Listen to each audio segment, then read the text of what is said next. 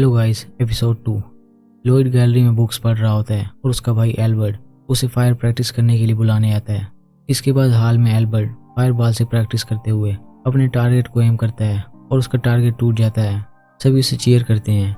फिर Albert Lloyd को निशाना लगाने का बोलता है तो लॉयड ग्रीम से कहता है कि एल्बर्ट अगला सक्सेसर होगा और मुझे सक्सेसर बनने का कोई शौक नहीं है। इस वजह से मैं अपना निशाना चौंका दूंगा ताकि सबको ये लगे मेरे पास कोई खास मैजिक एबिलिटीज़ नहीं है। फिर वो आग से अपने टारगेट को एम करता है और जानबूझकर सभी टारगेट्स को बस रोटेट करता है। तो एल्बर्ट का असिस्टेंट कहता है कि लगता है इसे टारगेट को रोटेट करने के सिवा कुछ नहीं आता। फिर एल्बर्ट लॉयड से कहता है मैं यहाँ से जा रहा हूँ, तुम चाहो तो खेलते रहो। उसके जाने के बाद लॉयड खुश होता है कि मुझे टारगेट को एम करने की फ्री स्पेस मिल गई है। वो ग्रीम से कहता है कि अब मैं डबल इनकैंटेशन ट्रिक यूज़ करके देखना चाहता हूँ जैसे तुमने की थी। तो ग्रीम कहता है वो ट्रिक यूज़ करने के लिए 2 मुंह होने चाहिए ताकि एक ही वक्त में 2 मैजिक स्पेल बोले जा सकें और वो बस मुझ जैसे मॉन्स्टर ही कर सकते हैं बिकॉज मेरे पास 2 मुंह हैं। तो लॉयड ग्रीम को अपने हाथ में ऑब्जर्व कर लेता है और अपने हाथ से बोल के देखता है जिससे ये प्रूफ हो जाता है कि वो अपने मुंह और अपने हाथ से एक टाइम में बोल सकता है। फिर वो डबल इनकैंटेशन का स्पेल बोलता है और 2 डिफरेंट टाइप की मैजिक मानास उसके आजू बाजू आ जाते हैं। दोनों मैजिक एक दूसरे से बिल्कुल डिफरेंट होते हैं तो ये मैजिक बहुत ही स्ट्रॉन्ग होता है। तो वो दोनों मैजिक मानास को आपस में जोड़ देता है जिससे एक बहुत बड़ी रेनबो लेजर निकल के आसमान में जाती है। दूसरी ओर एल्बर्ट का असिस्टेंट उससे कहता है कि तुम लॉयड को इतनी अटेंशन क्यों दे रहे हो, उसे कुछ मैजिक ज़रूर आता है लेकिन वो भी बच्चा है। तो एल्बर्ट कहता है नहीं, उसने अपने सारे टारगेट्स को जानबूझ के रोटेट किया है, उसके पास इतनी एबिलिटी है कि वो एक दिन ग्रैंड सेज बनेगा। तो दूसरा असिस्टेंट कहता है फिर तो आप एज अ किंग उसे अपनी सर्विस में ले लोगे। एल्बर्ट कहता है नहीं, वो मेरा भाई है और उसे मैं अपने साथ लेके चलना चाहता हूँ। फिर वो कहता है कि अब तक लॉयड ने अपने टारगेट्स को निशाना लगा लिया होगा। उसका असिस्टेंट विंडो के बाहर देखता है, बाहर अंधेरा होता है और वो हैरान होता है कि अभी से रात हो गई है क्या।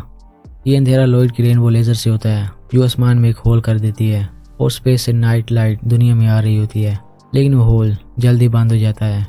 अगले दिन लॉयड डिसाइड करता है कि मैं डंजन में जाना चाहता हूँ बिकॉज उसमें मिस्टीरियस वेपन और चीज़ें मिलती हैं। ग्रीम कहता है तुम इस कासल से गायब हुए तो हल्ला मच जाएगा। लॉयड कहता है टेंशन न लो। वो एक एक्रोन निकालता है जिससे लॉयड की कॉपी बन जाती है। पर लॉयड बताता है कि मैं अब भी बाहर नहीं जा सकता बिकॉज सिल्फिया हर टाइम मुझ पर नज़र रखती है और उसे मेरी ग्रोथ का भी पता है। फिर लॉयड ग्रीम का माइंड अपनी कॉपी में डाल देता है और ग्रीम की बॉडी अपने हाथ में ऑब्जर्व कर लेता है जिससे लॉयड की बॉडी को ग्रीम एक्टिवली कंट्रोल कर सकता है। इसके बाद लॉयड कासल से निकल जाता है और ग्रीम से कहता है कि मैं सब तुम पर छोड़ रहा हूँ। फिर लॉयड डंजन ढूंढने लगता है तो उसे एक लड़की और कुछ वाइल्ड पिग दिखाई देते हैं जो उस लड़की का पीछा कर रहे थे, लेकिन वो लड़की उन सभी को मार देती है। तो लॉयड ग्रीम को बताता है कि ये मार्शल आर्टिस्ट है और जिस तरीके से ये सांस ले रही थी इस ट्रिक को शी कहते हैं। वो लड़की लॉयड से कहती है कि मैं जानती हूँ तुम छुपे हुए हो, सामने आ जाओ, लेकिन लॉयड छुप जाता है। तो वो लड़की उसे एनिमी कंसीडर करके उस पर हमला करने आती है। आगे लॉयड अपनी फॉर्म चेंज कर चुका होता है। वो बताता है कि मेरा नाम रॉबर्ट है और मैं एक एडवेंचरर हूँ। वो लड़की बताती है कि मेरा नाम ताओ है। पर्सनैलिटी चेंज करने के लिए लॉयड डबल इनकैंटेशन यूज़ करता है। उसके एक हाथ में रॉबर्ट की पर्सनैलिटी होती है और दूसरे हाथ में अपनी। इन दोनों की मिक्सचर से उसकी ऐसी पर्सनैलिटी बनती है जो पहले कभी नहीं बनी थी और ये सिर्फ उन्हीं लोगों पर वर्क करती है जिन्होंने पहले लॉयड को ना देखा हो। ताओ लॉयड को देख के पिघलने लगती है कि 8 साल बाद आखिर मुझे कोई लड़का मिल गया है, अब मैं इसे अपना बॉयफ्रेंड बनाऊंगी। लॉयड कहता है मैंने सोचा तुम्हारे साथ एक डंजन में जाऊँ। ताओ मान जाती है। इसके बाद वो डंजन में जाते हैं और ताओ मॉन्स्टर्स को मारने लगती है। उसे लगता है कि लॉयड इम्प्रेस होगा, लेकिन लॉयड क्रिस्टल के पीछे लालची हुआ पड़ा होता है। फिर वो एक जगह खाने पीने बैठते हैं और लॉयड उसे बताता है कि तुम शी ट्रिक यूज़ करते हुए सांस ले रही थी। वो कहती है हाँ, इस ट्रिक को सीखने में बहुत साल लगते हैं। तो लॉयड वैसे सांस लेने की कोशिश करता है और उसके लंग्स ग्रीन हो जाते हैं। ताओ कहती है शी ब्रीथिंग के लिए खुद को फोर्स न करो, मैं तुम्हें सांस लेना सिखाऊंगी। लेकिन लॉयड एक डिफरेंट पावर फील करता है और खुद से कहता है शी ब्रीदिंग की टेक्निक मैं अपने मैजिक के लिए यूज़ करूँगा। इसके बाद ताओ डंजन बॉस को मार देती है। फिर वो ट्रेजर चेस्ट को ओपन करने जाते हैं और ताओ बहुत खुश होती है कि मेरे हाथ एक हीरा लगा है, मैं लॉयड को अपने साथ ले जाऊंगी और मेरे ग्रैंड भाई से मेरा फियांसे बना देंगे। लेकिन लॉयड को ट्रेजर चेस्ट खोलने की जल्दी होती है।